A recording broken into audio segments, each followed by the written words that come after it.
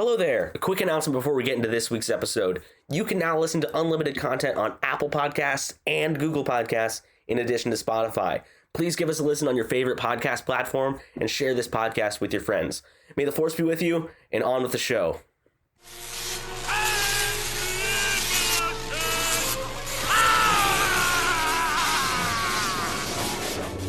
Hello there, fellow Star Wars nerds, and welcome to Unlimited Content, the podcast where two brothers talk about all of Star Wars film and TV in chronological order on the internet as an excuse to hang out more. We're your hosts, Sam and Jack, and this week we're talking about The Clone Wars Season 2, Episode 16, Cat and Mouse. Jack? That's right. The first episode from The Clone Wars we're watching is Season 2, Episode 16. Yeah. What? Why? Why is The Clone Wars? Because Cartoon Network was weird, yeah. And they decided to release things out of order like crazy. And people blame Disney for these things. Nope, it's Cartoon Network. Wah, wah. Indeed. This time it was Cartoon Network. This time it was Cartoon Network. Gosh. Oh man. Jack, how the heck are you? I'm doing pretty good. I'm a little tired, a little sleepy. Today was a busy week at work, but I am feeling good right now, and I'm feeling happy to be back on the podcast with you. Yes. We're Sans one brother this time, and probably will be for a while now, but it was good to record with Max last episode. Yeah. Max. This show is no longer my brother, and me. It's just my brother and me. Yeah. Man, I thought that would have been a great name for a podcast. You know, my brother and me. No one's ever done that before. I know, unprecedented. I'm also thinking about... There's so many things that we've done, Sam, that are unprecedented in this podcast. I'm also thinking about starting a band called The Beatles. I think that's been taken before. Oh, like bugs, like the bugs, right? Like the bugs, yeah. But spelled B-E-A-T, because it's like the beat of a drum or music. That's spelled wrong, Sam. But it's a play on words. People remember it. It's cool. I don't know. Doesn't sound like it would work, but fair enough. We tried. Anyway, Star Wars. Star Wars. So yeah, we're talking about this week, Season 2, Episode 16, Cat and Mouse. But before we do that, we have so many bills to pay. You might say we have unlimited bills, which means we need... The joke is never going to get old. They're never going to get old. We gotta do it. We commit to the bit. Which means we have unlimited sponsors. Episode 7. Joke. Yeah, same. Yeah, come on. We are, if anything, we are consistent. Jack, who is our unlimited sponsor this week? This week's sponsor is Alderaan Vacation Homes. This summer, treat yourself to an explosive getaway with the family. Too soon. Alderaan Vacation Homes. It's only been a long time ago since that happened. In a galaxy far, far away. But to me, it was like it was yesterday. Too soon. Anyway, thanks. It was either a long time ago or it was like almost 50 years ago. Something. Yeah. So. Jack, did you go see Return of the Jedi out in theaters when it came out this last weekend? No. I didn't have the time. What with my work schedule, because I work weekends. Yeah, but, I didn't either, but it looked fun. Well, I never seen that movie before. Welcome to our Star Wars podcast, where we talk about things that we wish we had done related to Star Wars. Oh man. All right, well, Sam, what have you been up to this past week? What have you been reading, watching, listening to? Any exciting other things in your life going on? Well, I started another audiobook. This one's a lot shorter, so I'm more convinced I'm actually going to finish it this time. It is Carrie Fisher's first memoir, Wishful Drinking. Okay, first of all, amazing title. I know, it's great. Second of all, she has multiple memoirs. Evidently. Wow. Yeah, I don't know where I saw it, but yeah, it came out like in 2006, I want to say.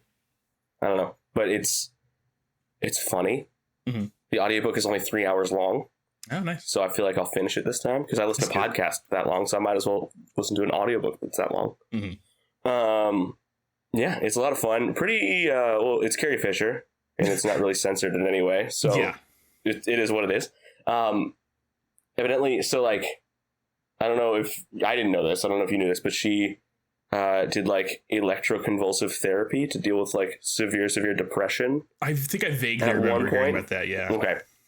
So she wrote this book like pretty shortly after that therapy that she did, because evidently she lost a lot of her like personal memories, like from her brain as a result of this. I guess that's like a thing that happens, and so this is kind of like a way of like retracing the steps through her life, and just so it's kind of like her kind of an autobiography, kind of a memoir, but there's a lot of things that I'm learning about Carrie Fisher and about Star Wars, and it's a lot of fun. One thing I learned is that Christopher Walken was almost Han Solo. What? Yeah. That's incredible. Christopher Walken. And I think she said Jodie Foster almost got the part for Leia. Oh, wow. So, yeah. So a lot of fun things there. What an interesting alternate universe Star Wars that would have been. I know. That would have been fascinating. So yeah, I've been reading that. It's really good. I'm 57% of the way through, which isn't saying a lot because it's like a little over an hour and a half of listening. And don't sell yourself short. That's 57% through a book. You can true. Take your wins, you know. I will. And I have another book lined up that I'm going to read as soon as I finish this one, which is the audiobook of the novelization of Star Wars Episode 3, Revenge of the Sith. And I'm very excited about it. Excellent. Because of course I am. Because I can't get enough Star Wars in my life. I need to like listen to the audiobooks, listen to in my free time on top of recording a podcast about Star Wars, on top of watching more Star Wars than any human should be watching. This is what I do. Star Wars. If nothing else, you can't say we're not dedicated. Right. That's true. Yeah, there is unlimited content. I gotta get it in somehow. Yeah. So I'm excited to be reading / listening to that. I call it reading. It's book. Yeah, no. Someone's reading me a book. It's nice. Yeah, I think there's definitely like some people have this sort of elitism about like, oh, audiobooks aren't really reading. Like you're not like whatever, you know. But like there's been actual research done that like when you're listening to an audiobook, you're using the same parts of your brain as when you're reading a book on a page. So it's essentially the same. Yeah, there's no like weird inferiority between one or the other. So yeah. Yeah. And I also don't always have the time or attention span to like sit down and like crack open a paper book and read. No, I get that. So it's nice to actually like get a lot of books in, or start a lot of books in. I have that habit of starting books and not finishing them. Luckily, it's through my library's free Libby app. Excellent. And not through like Audible where I'm paying for it. So that's nice. Yeah, your local library for some books, but yeah. Library is the best. Don't tell my library, but I have 2 library cards right now from 2 different libraries. Wow. Don't tell anybody. I know. Dual wielding. So I get dual wielding library cards on my Libby app. Having fun is definitely not hard. I know. You got a library card. Is that a song? It's a quote from Arthur. Oh yeah. I'm like that was deep in my brain somewhere. Yeah, it was like I think it was like a PSA that they did at the end of every episode or something that said there was like Buster, I think. Is that the bunny's name? I don't remember. Yes, yeah, Buster the bunny. He's like, yeah, he just says having fun isn't hard when you have a library card. And it's just the gang at the library. We love that. Good old PBS. Good old PBS, definitely. Good old PBS. But yeah, other than Star Wars audiobooks, I got a tattoo last week. Yeah. Which is fun. It's gorgeous. Yeah. It's a big old, it's my biggest tattoo yet. It's like my whole It's across his outside forehead. of my right arm. It's across my forehead. I have a face tattoo now. It says damaged. It does. Yeah. Oh man. Jared Leto. Oh man. Yeah, no, but it's it's fun. I like it. It's beautiful. I'm not going to tell you what it is. If you follow me on social media, which means that you actually know me personally, you know what it is, and we'll leave it there. You know the secrets. You know the behind the scenes secrets that nobody else knows. Yeah, you're actually my friend, or follow me on social media. So there we are. Cool. Yep. Jack, what have you been doing? What have you been up to? Reading, playing, etc., etc., etc. So real quick, I wanted to say that you're talking about Carrie Fisher's memoir reminded me that there's another book that I want to read at some point. Gracie for Christmas got me the book I Am C-3PO, which is Anthony Daniels' memoir. Oh, So that's been on my shelf for a little bit. So I definitely want to pick that up at some point. nice. That's on my list. That just reminded me of that. Thanks, Gracie, Thank you for listening. Thanks, Graceface, for giving Jack that book. Yeah. Sam's very thankful that you gave me that book. Mhm. I love you, Grace. Yeah, so the main thing I did this week, which is luckily relevant to this podcast very much, is I played Star Wars Jedi Survivor. Dude, tell me all about it. It looks so good. It looks like so much fun. It's very good. In short, I'm really enjoying it so far. I don't know how many hours in, like at least 10 hours in, but it's really good. So for those of you that don't know, this is a sequel to a game that came out a few years ago called Star Wars Jedi Fallen Order, which is about a Jedi named Cal Kestis, about 5 years after Order 66, and he's like in hiding as a scrapper on a planet called Bracca. Short for broccoli. And yeah, that's just a nickname. It's actually the Broccoli planet. And basically an Inquisitor discovers him, and he leaves and goes on the run, and is saved by a pair of folks on a ship, one of whom is a former Jedi, and another whom is just this fun four-armed pilot guy. He's great. Nice. And then they meet a Night Sister at one point, and she joins the crew. And anyway, it's a great game, and it's a really cool like story that we get to play as a Jedi and do cool stuff. It's very like, it's kind of like Uncharted meets Dark Souls combat with like Metroidvania exploration elements. It's a cool combination of genres and whatnot, and it's a great game. And then the most recent one, the sequel, just came out this past Friday, called Star Wars Jedi Survivor, and it takes place a couple years after the end of the last game. And you get to go to all new planets, and there's the combat's improved.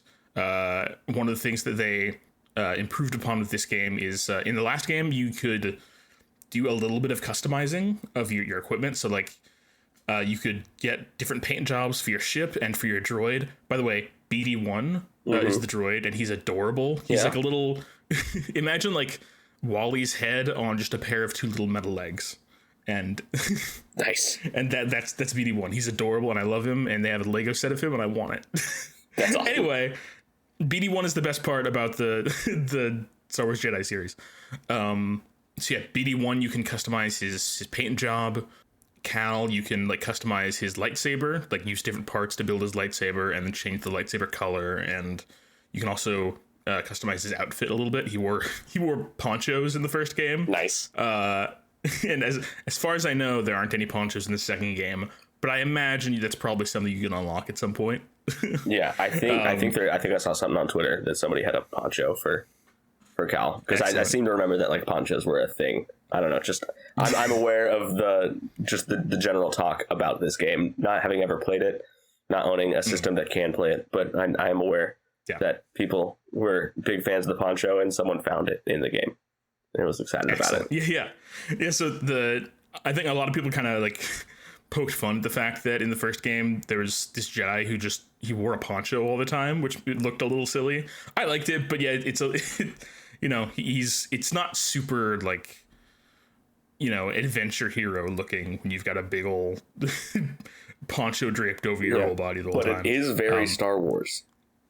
It is very Star Wars, which is excellent. Yeah. There's some clips online of so the actor who plays Cal Kestis, his name is Cameron Monaghan, and during Star Wars Celebration this year, they had a little interview panel on the live stream with I think the creative director of the game, and then Cameron Monaghan. And then Cameron Monaghan also showed up, and he showed up wearing a poncho, and the whole time he was just like, "All right, we could talk about the characters, we could talk about the story, the world, the gameplay, whatever, but I'm here to ask the real questions, which is, will there be a poncho in this game?" And he just it's like half the interview is him just being like, well, I mean, if there's not a poncho in this game, then what's the point? This is my contract. Like, it's excellent. You should definitely look that up. Okay. It's a delightful interview there. But yeah, so you could do a lot of customization in the first game, and then they kind of pushed that to 11 in the sequel, to where like you've got multiple different there. As far as I know, so far no ponchos, but hopefully I'll find one. But you've got all sorts of different outfits. You can customize his like his hair and his facial hair. You can customize your lightsaber even more. There's more parts that you can use, and you can customize all the materials. So you can like have your lightsaber made of different metals or woods, or be like painted different things. It's really cool. And then BD1, instead of just changing his like paint scheme, you can also like exchange out different parts of like you can change like his kind of his eye goggle like gizmo situation. You can give him different legs or a different body. It's just and none of these things have any effect on gameplay. It's just for fun, and honestly, it's one of my favorite parts of the game. It's just being able to like you know, explore the world, and like you can find different parts throughout the open world, and just like in chests and stuff. And like it's like every time I find a new thing, I'm like, ooh, I can make Cal look different now, or I can make my robot friend look different. It's just it's a silly little thing, but it's a lot of fun. I really like it. Nice. But beyond that, it's I've been enjoying it a lot so far. They've so far it feels like they've improved on pretty much every aspect of the original game. I think the combat feels better. There's more abilities that you have in combat and in like running around and platforming and stuff. Like in the original game, you could like, you know, you could do double jumps and you can run on walls and climb on vines and things like that. And then in this game, they added like a wall jump. They added a sort of grappling hook thing. Yeah, so it's just that they have really kind of made it even more fun, which is great. Nice. I love that. That sounds awesome. Yeah. Yes. And of course, the story's pretty good as well so far. I'm not super far into it, but it's I love getting to be back with these characters again. And the worlds you get to explore are super cool. I'm not going to tell you all of them, but the world you start on is Coruscant, which is awesome because you didn't get to go on Coruscant in the last one. I don't think there's really been any video games, at least like no like modern sort of AAA games, where you get to go to Coruscant, which is like, it's such a cool location to get to explore. Right. And yeah, especially in like a game that's this like high quality, like AAA graphics and everything. It's a gorgeous game.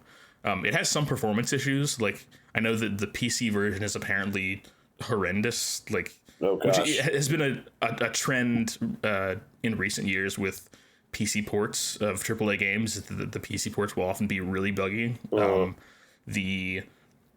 The Last of Us Part 1 got ported to PC not too long ago, and was in a real rough shape, and they're still patching it, and it's still not great from what I hear. And then Jedi Survivor runs really poorly. I'm playing on PS5 though, and for the most part it runs well. So if you're playing on console, I think I heard that PS5 runs better than Xbox Series, but yeah, obviously you probably only have one of those things, right? And not like all the things. So take that as you will. Like if performance is an issue with you, then I would suggest maybe waiting for a little bit for them to like patch some things and you know, get it to run a little more smoothly.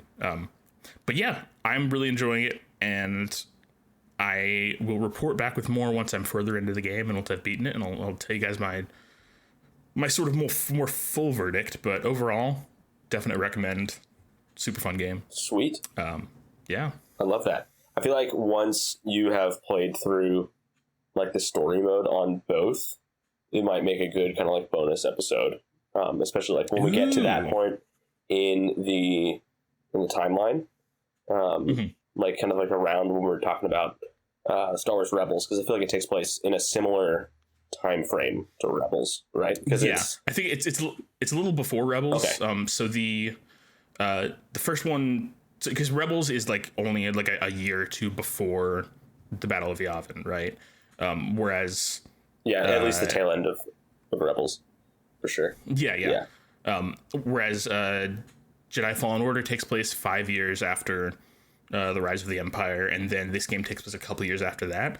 I heard that the Jedi Survivor is supposed to take place around the same time as Obi-Wan Kenobi for a point of reference. Cool. Yeah, but no, yeah, I'd love to do that, to like just like walk through the plot and talk about the characters and the stuff that I like about it. Yeah, that'd be super fun. Yeah, it'd be a lot of fun. Definitely.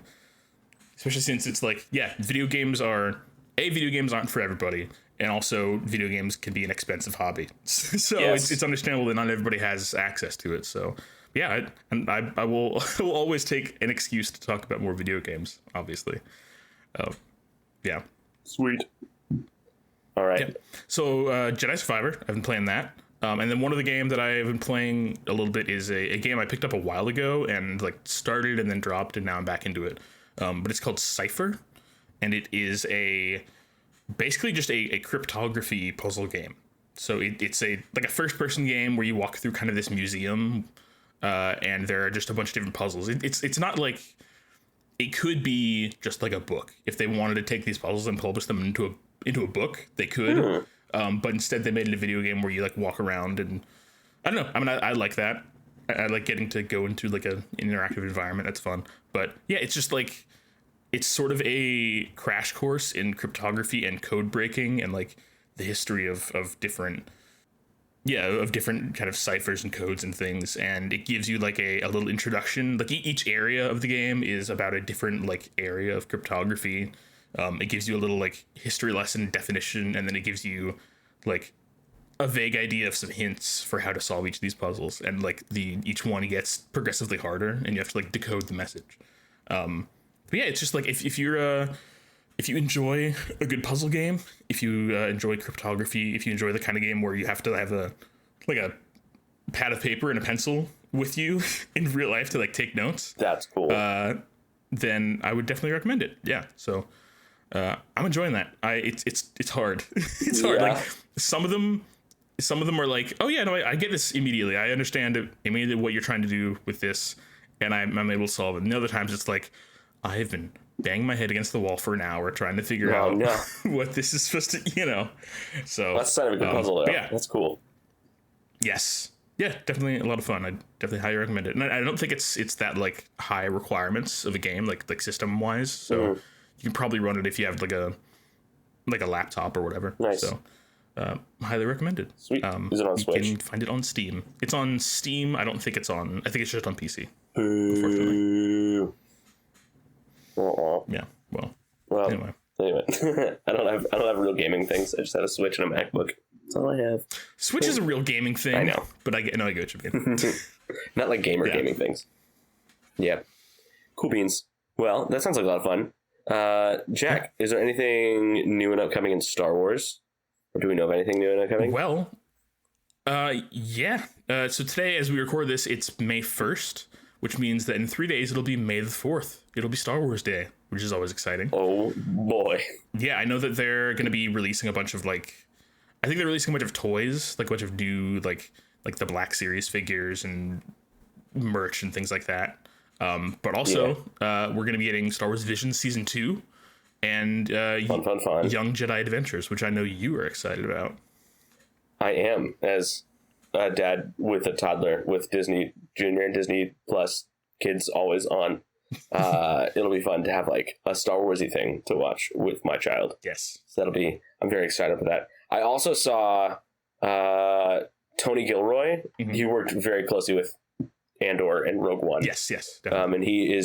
And he is posting like concept art and the full script for the first season of Andor on like some dedicated website, just kind of free and available for like whoever wants to read and look at that kind of stuff. Which that's rad. I don't know. It sounds really cool. Yeah. Like just it's kind of like all the scripts are like, it'd be cool to just like have, I don't know, like I wonder if it'll be like the annotated versions that they used like during production, or I don't know what. I'm not like big into like scripts and screenplays and that kind of stuff, but it just kind of seemed like a really cool thing. Oh yeah, no, definitely. That sounds super cool. I don't think I ever hear about that kind of stuff with Star Wars, and I don't know.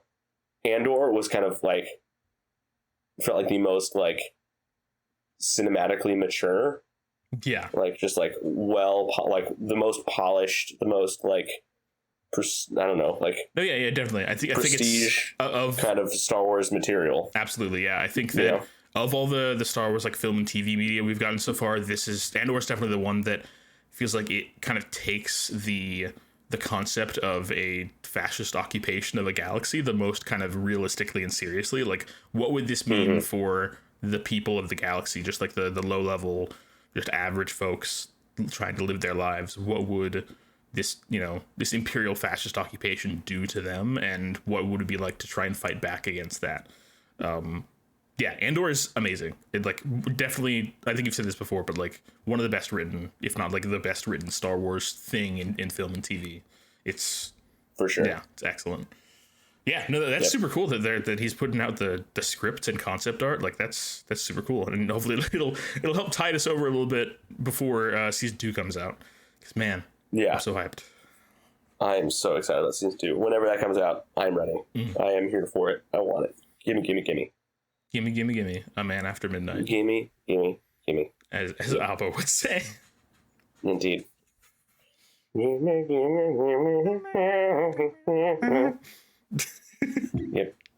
Yay. That's why we talk. We don't sing on podcasts, because we're that good. Cool. We don't want to make you jealous. Nah. Yeah. Cool beans. Do we have any unfinished business from last week's episode? I don't think so. It was great having Max on. Man, what a fun episode that was. Good having Max on. It was so much fun. Yeah, no, but Star Wars episode 2 done, and then from there we jump straight into the Clone Wars. Like, we're in it. We're in it. And to win it. Yeah, we're in it to win it. Yeah, Jack, are we just ready to jump in? Yeah, I think so. Talk about this. Yeah. Sweet. So kind of like we mentioned last week and in the weeks before. When we kind of get into the episodes of the Clone Wars, instead of me like just kind of giving my summary of the plot, we're just going to start just stealing from Wikipedia and just reading what they have on their website. We're not claiming to have written any of this. We're literally just reading off the website and copy and paste into Google Doc and I read it. Yeah, I think the people on Wikipedia will do a better job than either of us could of summarizing the plot, and B, it's just faster and it'll make for a podcast that goes by a little more quickly, and also maybe make it a little easier for me to edit these, so but yeah. Yes. So yep. So without further ado, as we're reading it, so each episode of the Clone Wars, we're going to be in the Clone Wars for a while, so buckle up. Each episode of the Clone Wars has a moral of the story at the beginning of the episode, so we'll make sure we read that when we are doing our kind of reading of the episode, and then there's kind of like a narrator explains like kind of what is kind of like, he sets the stage for the episode, and I'll read that out, and then I'll just read out the thing. So this can be a lot of me reading from the page. Jack and I might take turns. Yeah. Are you gonna back and forth? But are you gonna do the voice, Sam? Are you gonna? I'll try. It's fun. Impenetrable defense. Yeah. All right. So today's episode is the first chronologically in Star Wars, but is Clone Wars Season 2, Episode 16, Cat and Mouse. The moral of the story is a wise leader knows when to follow. All right, Jack, are we ready for this? Let's go. Let's hear it. I want to hear your narration. I didn't think I was gonna do this until about 30 seconds ago. So here we go. An impenetrable defense. Separatist ships blockade the resource-rich planet of Christophsis, trapping Senator Bail Organa and his relief effort. Desperate to aid the esteemed senator, a Republic task force under the command of Jedi Knight Anakin Skywalker must break the impasse. But time runs short for the senator and the good citizens of Christophsis. Yes. Of Christophsis. Excellent. Yeah. I love the Clone Wars narrator. What was that? What did you say? I said I love the Clone Wars narrator. I love how it's over the top, like his voices. I mean, it's very like I think it's meant to be directly inspired by like old war newsreels, like from the 40s or whatever. Yeah. Mm-hmm. And the narrator is also the exact same voice as the voice of Admiral Yularen. Not just the same voice actor, but he just does the same voice. He does the same voice. He does the same voice for the character and the narrator. So it's just kind of like Admiral Yularen is just narrating the Clone Wars. Yeah, I like to think that Admiral Yularen, after the Clone Wars, he retired and just decided to like redo an audiobook, like chronicling his time in the Clone Wars.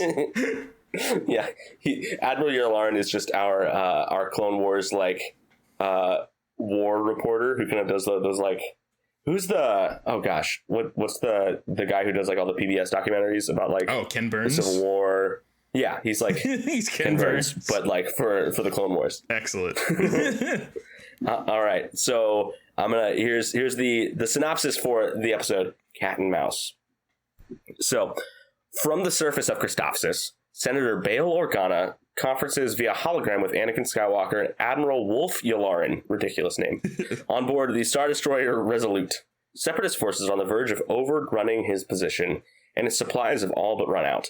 Skywalker and Yularen desperately try to salvage their own losing battle against the Separatist blockade around Christophsis, but the enemy flagship Invincible, under the command of Separatist Admiral Trench, We got there. bears down on the Republic supply fleet. That's a mouthful. Indeed. As Skywalker prepares to charge the flagship, another Republic cruiser, the Negotiator, commanded by Obi-Wan Kenobi, emerges from hyperspace behind them. At the assistance of Kenobi and Yularen, Skywalker reluctantly orders a retreat behind Christophsis moon. So, yeah, we get our first introduction to, I mean, obviously we get our first introduction to, like, the Clone Wars in general with this episode, but to a recurring character, Admiral Trench, who is just a big old spider dude. He's just he's like a spider mob boss. He is, and it very, like his voice is very interesting, and just very kind of like, I don't know. Like, what would you compare his voice to, Jack? Like, he's kind of very... I like that he does that kind of like... He does that weird clicking thing. Yeah. Yeah. Yeah, it's weird. But Admiral Trench is So we kind of like, our introduction to Admiral Trench is like, Yularen thinks that Trench is dead, and then he shows up. And that's kind of a theme with Admiral Trench, is that you keep thinking he's dead, and then he comes back. And I had forgotten about that because I haven't watched the Clone Wars all the way through since like the start of COVID. Mm-hmm. So I like forgot that Trench like keeps coming back. Yeah.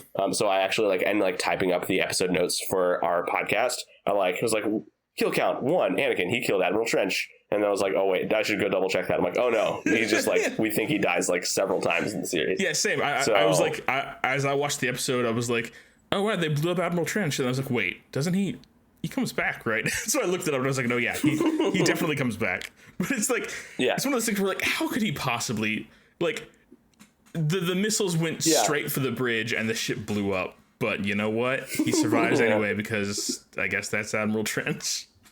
All right, anyway, Sam, you want to continue going with the plot summary? Yeah. Yes. So, crossing over to Kenobi's cruiser, Anakin discovers his master's new weapon, a prototype stealth ship equipped with a powerful cloaking device. Skywalker is excited by the potential of this ship, but Kenobi insists his new mission is not to engage the Separatist fleet, but to sneak through the blockade and deliver supplies to Senator Organa. Meanwhile, Admiral Yularen, doing some research of his own, recognizes Trench's emblem on the Separatist ships and joins Anakin as the Jedi is about to depart. He tells him about how Trench is supposedly perished years ago in battle, and convinced that Trench is now in the command of the blockade fleet, he joins Anakin as a volunteer advisor. Oh, butts. Oh, butts. Oh, butts, oh, butts. I'm just going to keep going. Yeah. Meanwhile, Trench, wanting to add pressure to the Republic fleet, dispatches a squad of bombers to attack Organa's command center. After narrowly avoiding an inadvertent collision with the bombers, and receiving a message from Obi-Wan regarding Bail's peril, Anakin decides to attack Trench's ship directly, hoping to divert Trench's attention from the planet. The ploy is successful, but Anakin's attack is thwarted by the Invincible's thermal shields. And after seeing Anakin in action, Trench surmises that his opponent is a Jedi. He transmits a message over an open frequency, commending Skywalker's bravery and challenging him, but warning he has faced and beaten ships armed with cloaking devices before.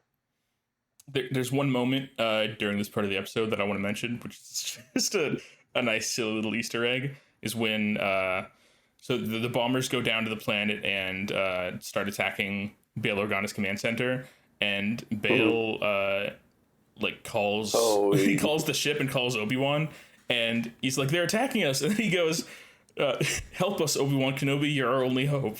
Which, like, excellent. Like, where have we heard that before? Yeah, it's it turns out Leia was continuing the legacy of Organa's asking for help via hologram. Yeah, I know. Yeah, her adoptive father taught her everything she knows about asking Obi-Wan for help. About asking for help, yeah. Yeah. I love that. Yeah. All right, so Skywalker contacts Kenobi, who explained that Trench's war record confirms his threat. In these previous cases, Trench used tracking torpedoes to destroy the enemy whether or not the ship was cloaked, and Skywalker theorizes that Trench locks the torpedoes onto an enemy's magnetic signature. Sensing a way to use this against him, Skywalker attacks again. This time, Trench is able to lock onto the stealth ship's magnetic signature and fires tracking torpedoes, but is forced to lower his shields to do so. With the torpedoes locked onto them, Skywalker flies straight at the Invincible. Realizing his mistake too late, Trench orders the shields to be raised, but their recycling time takes too long for that. As Trench watches in horror, Skywalker flies the stealth ship inches past the Invincible's bridge, and seconds later the tracking torpedoes slam into the superstructure, destroying the Invincible. With Trench's flagship destroyed, Kenobi and Commander Cody launch a new attack on the leaderless Separatist fleet, while Anakin and Yularen pilot the stealth ship down to Christophsis to deliver vital supplies to Organa and his men. Senator Organa gives his gratitude to Skywalker, and Yularen expresses both concern and admiration for Skywalker's daring, if unorthodox, tactics. Yay! Yay! So that is the episode Cat and Mouse. Yeah. I think this episode, first of all, I like this episode. I think it's a fun, like, it's a pretty simple, straightforward episode, but I think that's one of the things I like about the Clone Wars sometimes, is that we just get, like, a little bite-sized adventure of the, just, all the little things, all the little adventures and stories and bits of action that happened during the Clone Wars that we didn't get to see between the films, Yeah. So much of the Clone Wars is just kind of an adventure of the week kind of show, which is super fun. Where we get to we get to flesh out some of the characters' like interactions and like kind of what their relationships look like while getting some fun shoot 'em ups. Yes. So it's a lot of fun. Yeah, we also get our first instance of what is a very recurring pattern in this show, which is Obi-Wan and Anakin go on a mission. Obi-Wan tells Anakin to do something. Anakin's like, sure, then does something completely different. Obi-Wan says, stop that. Anakin says, nah. And then Anakin does something just nuts and wins anyway. Yeah, it's their dynamic. Yeah, it's kind of absurd.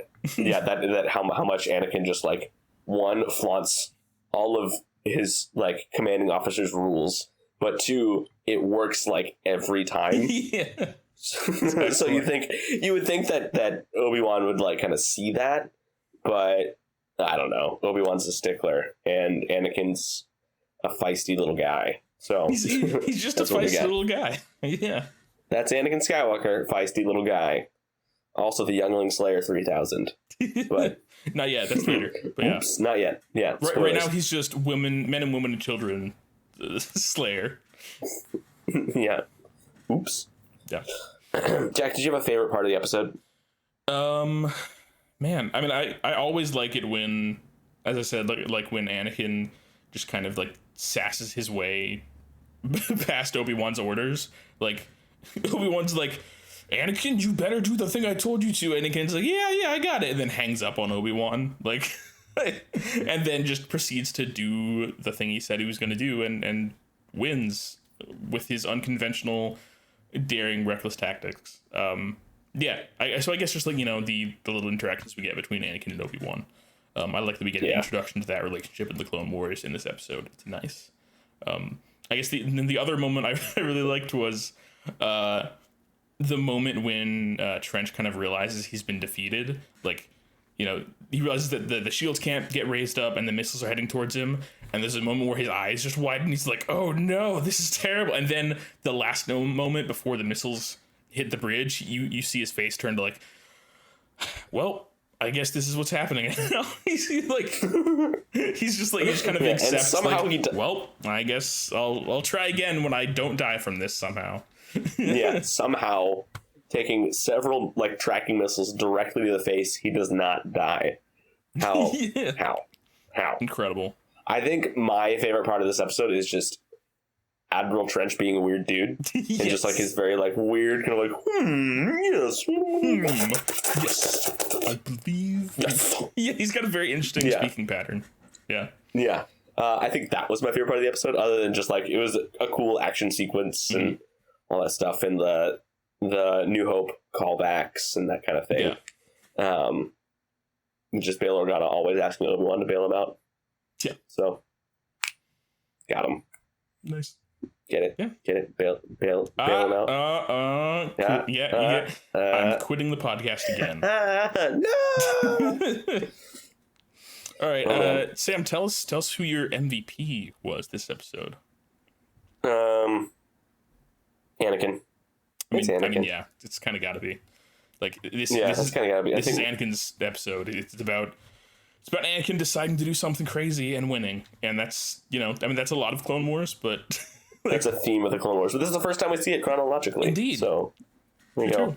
I do have a bone to pick with Star Wars. Why is this the first one chronologically? Why towards the end of season 2 is that the first one? I haven't looked at the actual order of episodes and to see what else is what arcs are going on around this episode. But it's weird. I think why would they do that? Yeah, no, I don't know. I'm honestly not sure. I'm sure there's a story out there that we could look up online and kind of figure that out. But I think that this episode, at least chronologically, this takes place it's leading into the Battle of Christophsis, which is one of the main stories that happens during the Clone Wars movie. Okay. So it's weird how they kind of jump. It was always planned as an anthology series, so there were to an extent it was always going to jump around a little bit. But it is weird that near the end of season 2 they decided to make essentially a prequel episode to some of the season 1 episodes, because this episode directly it's not technically a part of the same arc, but it is very directly ties into the events of the Clone Wars movie.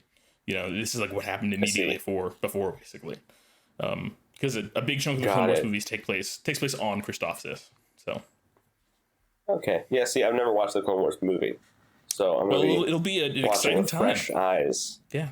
So exciting, so fun. You've never seen fun. Ahsoka and Anakin meeting for the first time? You've never seen their introduction?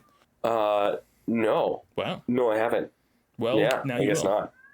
I've watched that's the best part of that movie, and it's honestly the main reason to watch the Clone Wars movie is just to see their the introduction of this character that has become vital to the Star Wars universe, and to see their introduction with Anakin, and it establishes important plot bits for the rest of the series. I think overall it's not a great movie, but it's still fun and it's got its moments. Which I think can be said for a lot of Clone Wars, especially the earlier seasons. But yeah, it's not necessarily amazing, but still fun. But yeah, I'm looking forward to you to hearing your opinion and your take on your first experience with the Clone Wars movie and getting to see little baby Ahsoka. Not literal baby Ahsoka. We already saw literal baby Ahsoka. We did already see literal baby Ahsoka. That's true. Yeah, no, I am also excited to getting to see this. That's not how words work. You know what? But I got that. but yeah, so I'm excited to get to watch that. Jack, how, in your opinion, does this episode make Star Wars better? Because as we know, more Star Wars is better Star Wars. Indeed. How does this episode make Star Wars better Star Wars? Well, aside from being more Star Wars, which is inherently better.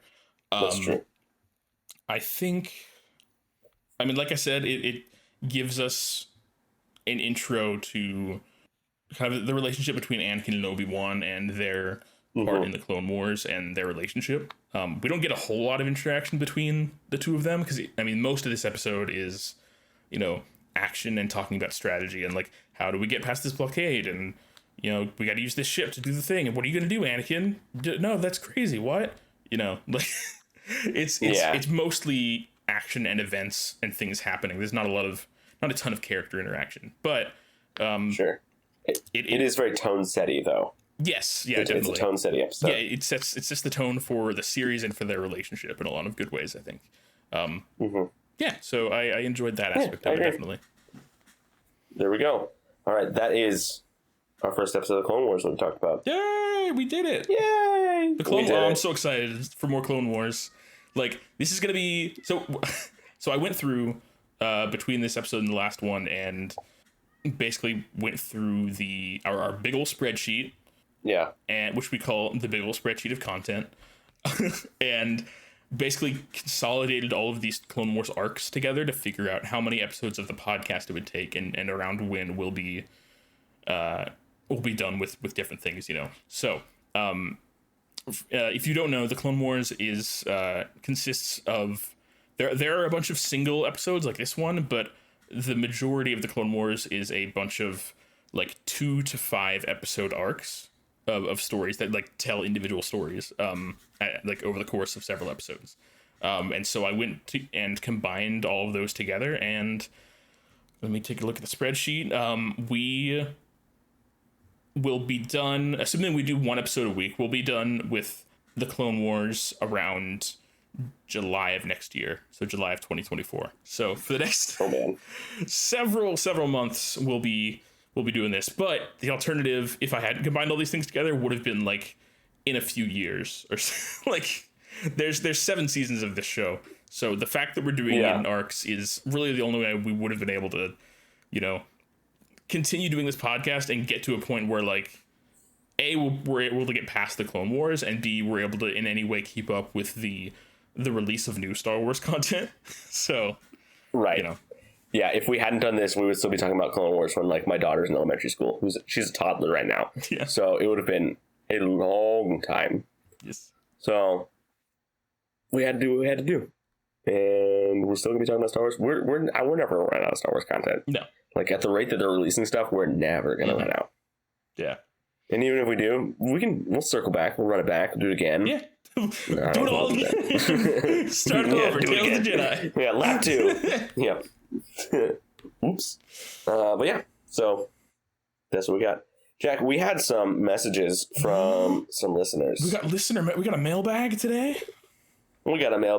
So Jason, my buddy Jason Henson, is really the MVP of this because he like texted me several times and left a voicemail. So we're gonna listen to the voicemail. Hello there. I've always wanted to say this. Long-time listener, first-time caller. Jack and Sam, love what you guys are doing. Thank you for doing this. You guys are doing a great job. Very, very hardcore on the Star Wars, and I appreciate it. So I've got. I'm sure I'll call again. So I got. You know what? Let's cut that out. Not cutting that out. No, Jason, we're leaving that in. Sorry, dude. Well, thank you for calling in, Jason. That was very kind of you. It's very kind of you. I appreciate the compliments. We do pride ourselves on knowing more than anyone should about Star Wars, or at least putting up that front that we do. Yeah. So I feel like you and I are in the position of like, we know a lot more about Star Wars than like the average person, but when it comes to Star Wars fans, we're kind of on the lower end of this. Like, you know, if you talk to somebody who's like in the 501st, or you know, like, like there's like Star Wars, like casual Star Wars viewers, which is most people. Star Wars like dedicated fans like Jack and I, and then there's like the fans, and like that's like a whole other echelon. The people for whom Star Wars is a lifestyle, you know. Yeah, people who have like Arabesh memorized and can read Arabesh, you know. Yeah. I don't think I'll ever like. I'm considering getting Arabesh tattoos, but like I'm not like I'm never gonna be able to like. I don't think I'll ever be like fluent in reading Arabesh. Actually, which Arabesh for the casual fan, Arabesh is it's the alphabet in Star Wars. So you ever see like that kind of like weird like glyph looking text. That is Arabesh. That's what it's called. Yeah, and it usually it's like actually just a substitution for like ABC. Like it's just a substitution cipher, basically. Speaking of ciphers, occasionally you'll see it in the background somewhere, and it'll just be like gibberish. But most of the time in Star Wars content, the Arabesh actually reads out to something if you translate it. So that's neat. And they're actually, speaking of actually translating something. There was an episode of The Mandalorian this season. I think it was in the episode that Jack Black was in, the Jack Black Lizzo Christopher Lloyd episode. Mm-hmm. There was like some small Arabesh on the screen, and someone translated it, and it said basically like this text doesn't mean anything, but the fans will get a kick out of it, or something like that. Like that's literally what it said on the screen. Yeah. It was just a little fun Easter egg from the designers of the show to the fans because they know that there's crazy fans that like to screen capture everything and translate everything and all that stuff. Yeah. So, speaking of Arabesh, I've been looking at like mechanical keyboards for a bit, just because I would like to get a nice keyboard at some point for my computer. And that is a hobby and a rabbit hole you could fall down very quickly and can get very expensive very quickly. But I like looking at all the different like keycap sets and everything. And the other day I got like an Instagram ad for a keycap set that is it has all of the like the actual English alphabet on it, but on each of them it also has the Arabesh character for it. It's a Star Wars keycap set. So it's like that'd be kind of cool. That's cool. I kind of want to get that at some point so I can slowly learn Arabesh, you know? Yeah. That'd be neat. Yeah. Yeah, I feel like if I had unlimited monies, I would definitely get something like that because that would make my heart smile. Indeed. But I do not have unlimited monies, so I will not. But one day. Yeah. One day. We did get a couple other shout-outs from, or like people requesting shout-outs is basically what it was. Yeah. I put out a little thing on my Instagram. It was like, hey, Jack and I are about to record. If anybody wants to get shouted out on the episode, let me know. So our sister Grace said to shout out to me for not knowing what you're talking about, but listening anyway. Gracie, yay! Thank you for listening, even though you self-proclaimed don't know anything about Star Wars. So we love you. Thank you for Gracie. listening. Love you, sister. Yes, and then Jason also just kind of spam texted me Star Wars gifts from Star Wars Episode 2. So Jason, again, we love you. Yeah. Thank you. Thank you, Jason. Oh, there's so many. Yeah, like this is all just like so many. So many. It's a lot. Mostly Yoda and Padme, but here we are. Yeah, and yeah, Jason, thank you for calling in, and thank you for your impeccable Wookiee roar. Yeah, that was actually really good, Sam. That was really good. Oh, thanks. I can't do a Wookiee thing. All I can do is like you roll the tongue. It's the kind of like, I can't roll my tongue. I've never been able to do that. You can't roll your tongue? Yeah. Aw, Jack. So, don't aw Jack me like I'm a baby who can't roll his tongue. Aw, I'm an adult who can't roll his tongue. Oh man. Okay. Well, that was a whole lot of fun. If in future episodes, if you would like to join in the discussion, feel free to leave a voicemail at 512-850-6653, and we might feature your comments / questions / concerns on the podcast, or corrections or whatever. Also, feel free to, if you know either of us in real life, which if you're listening to this podcast is likely, feel free to message either of us on Twitter, Instagram, or text us or whatever. And we'll put your messages out there into the internet, into the ether. Yep. Into the internet verse. Although I do know, Jack, that we do have some listeners who don't actually know us. What? They're friends of friends, but we have friends recommend. I have friends recommending the podcast to other people. Mm-hmm. So Day, I don't know if you listen, but Day, thank you for recommending it to your friends. Day's friends, hi. Hi, Day's Sam friends. And Jack, nice to meet you. Give us a shout out. Cool. Or give us a call. Shoot us a text. DM us on Instagram if you know us, or Day knows us. So there you go, or knows me. But yeah, cool beans. Rad. That's that. Rad. Jack, what are we talking about next week? Next week, we'll be talking about Star Wars The Clone Wars Season 1, Episode 16, The Hidden Enemy. And then the week after that, we will be talking about the movie Star Wars The Clone Wars. So. Oh, boy. Exciting times. Very much. Jack Ward, any closing thoughts? I wish I could roll my tongue. Oh. Okay. Oh. Well, all right. Thanks for joining us, everybody. Yeah. Bye, everybody. Bye, everybody. May the Force be with you all. Goodbye. Bye. All right, cut the chatter. Roger.